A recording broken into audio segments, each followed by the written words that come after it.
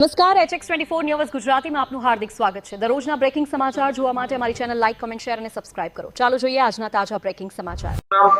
નમસ્તે, દર્શન બુઆ, અખિલ ભારતીય વિદ્યાર્થી પરિષદ રાજકોટ જિલ્લા સચિવ તરીકેની જવાબદારી।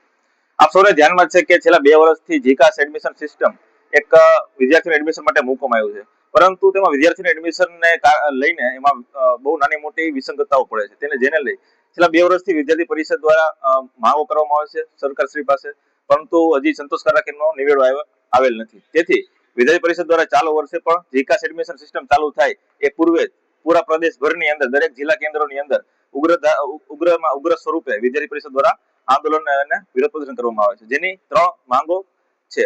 પહેલી માંગ છે કે પ્રાઇવેટ યુનિવર્સિટીઓ જે છે, જે જીકાસની અંદર કોઈ પણ એનો સમાવેશ કરવામાં આવતો નથી, તો વિદ્યાર્થી પરિષદની માંગ છે કે દરેક પ્રાઇવેટ યુનિવર્સિટીઓને જીકાસની અંદર સમાવેશ કરવામાં આવે।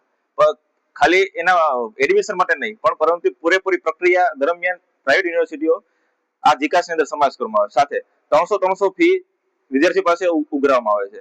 જો કાંઈ 300 રૂપિયા જે ફી છે એ નાબૂદ કરવામાં આવે અથવા તો 300 રૂપિયા ફીમાં ઘટાડો કરવામાં આવે, તો આ માંગ સાથે વિદ્યાર્થી પરિષદ અત્યારે લડત કરી રહી છે પૂરા પ્રદેશભરની અંદર, અને અમને એવો ખાસ એવો આગ્રહ છે કે સરકારશ્રી પણ આને ગંભીરતાથી નોંધ લઈ અને વહેલામાં વહેલી તકે આનો નિવેડો આવશે। આભાર।